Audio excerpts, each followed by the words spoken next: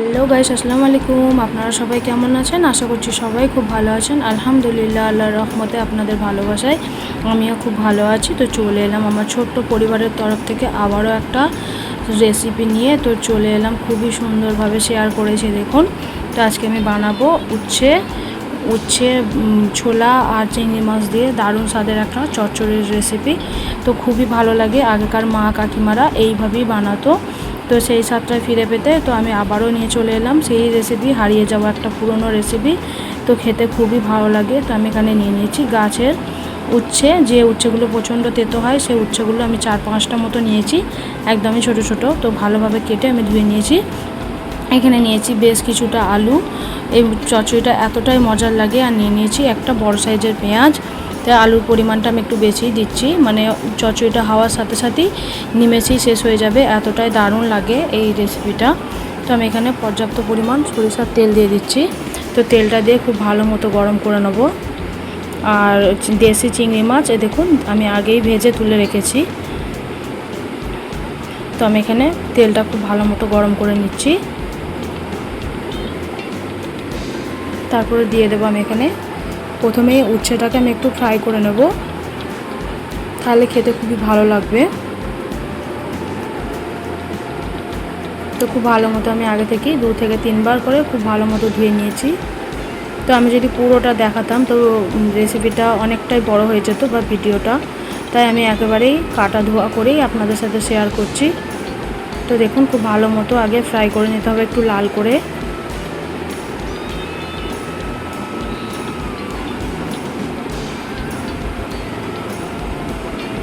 তো একটু মুচমুচে করে লাল করে ভেজে নিচ্ছি, তাহলে আর তেতেও লাগবে না আর খেতেও খুবই ভালো লাগবে। তারপর দিয়ে দিচ্ছি পেঁয়াজ। তো পেঁয়াজটা দিয়েও খুব ভালো মতো একটু নাড়াচাড়া করে নেবো।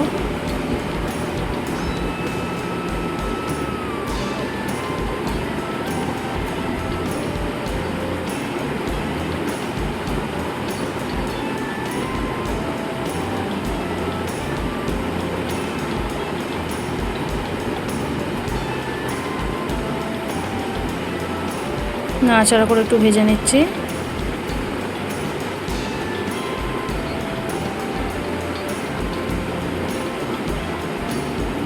তারপর দিয়ে দিচ্ছি স্বাদ মতো লবণ, 1 চামচ মতো লবণ আমি এখানে দিয়ে দিচ্ছি।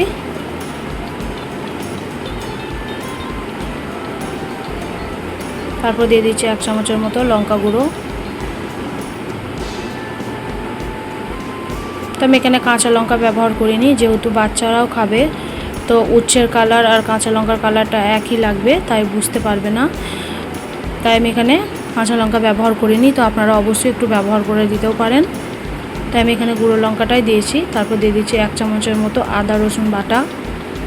দিয়ে আবারও কিছুক্ষণ খুব ভালো মতো ভেজে নেব।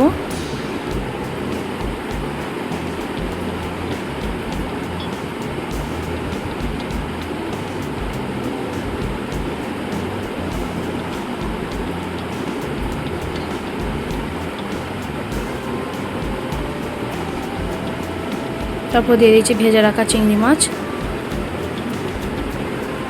তো চিংড়ি মাছটা আমি আগে থেকেই একটু ভেজে রেখে দিয়েছিলাম অফ ক্যামেরাতে। তো চিংড়ি মাছটা দিয়ে খুব ভালো মতো একটু নাড়াচাড়া করে আমি ওপর থেকে দিয়ে দিচ্ছি ধনিয়া গুঁড়ো আর দিয়ে দিচ্ছি জিরে গুঁড়ো।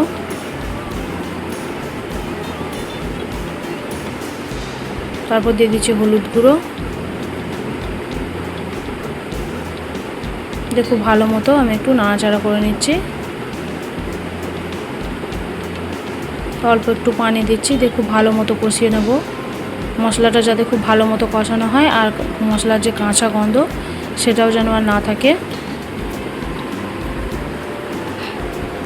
তো কিছুক্ষণ কষিয়ে নেওয়ার পর 1 থেকে 1.5 মিনিট তারপর দিয়ে দিচ্ছি কেটে রাখা আলুগুলো। আমি আগেই বললাম যে আলুর পরিমাণটা একটু বেশি দিচ্ছি, কারণ এতটাই মজার লাগে এই রেসিপিটা যে হওয়ার সঙ্গে সঙ্গেই, রান্না হওয়ার সঙ্গে সঙ্গে কিন্তু নেমেষেই শেষ হয়ে যাবে।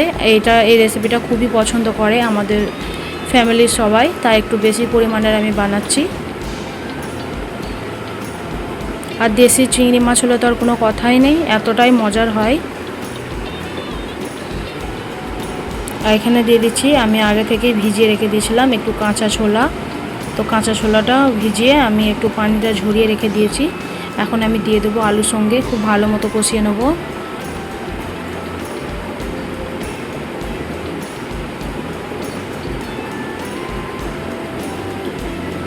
যত ভালো কষানো হবে ততই কিন্তু টেস্টটা ভালো আসবে। কষানোর কাছে হচ্ছে রান্নার টেস্ট হয়। আমি যে কোনো সবজি রান্না করলেও আমার ফ্যামিলির সবাই খুবই পছন্দ করে। আমি একটু ভেজে আর একটু কষিয়ে রান্না করতে বেশি পছন্দ করি।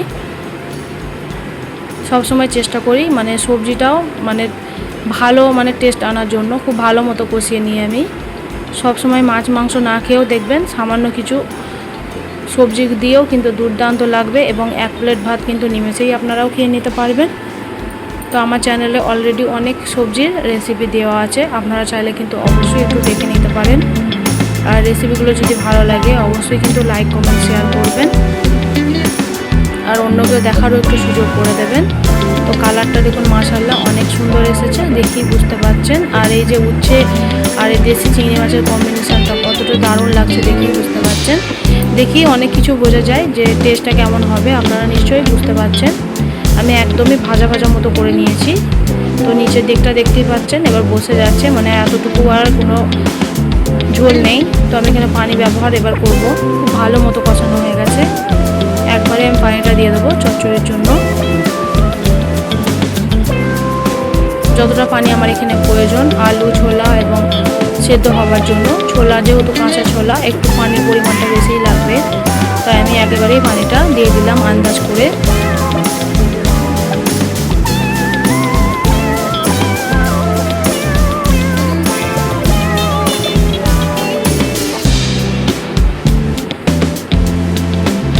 এবার ঢাকনা বন্ধ করে রেখে দেব 2 থেকে 3 মিনিট মতো একদমই স্লো ফ্লেমে। মাঝে আমি একবার চলে আসলাম 1 মিনিট পর, তো দেখছি যে একটু ভালো মতো ফুটে গেছে কিনা। আবারও একবার নাড়াচাড়া করে দেবো আমি, যাতে সমস্ত মশলা এবং লবণটা খুব ভালো মতো ছোলার মধ্যে ঢুকে যায়। তো দেখুন আমি একবার নাড়াচাড়া করে আবারও ঢাকনা বন্ধ করে রেখে দেবো।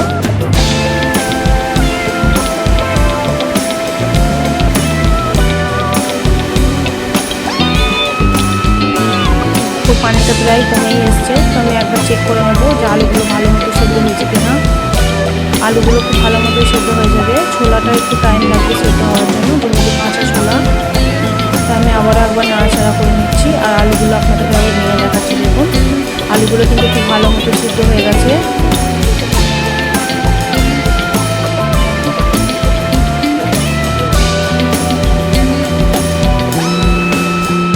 তো দেখুন আমি আবারও কিছুক্ষণ জাল করে একেবারেই নামিয়ে নিয়েছি। তো ঝোলটা একদমই শুকিয়ে গেছে। তো ঝোলটা একেবারেই শুকিয়ে গেছে, দেখেই বুঝতে পারছেন। আমার রেডি হয়ে গেল দেশি চিংড়ি মাছ দিয়ে করলার চচ্চড়ির রেসিপি। তো আপনাদের কাছে কেমন লেগেছে অবশ্যই কিন্তু লাইক কমেন্ট শেয়ার করবেন।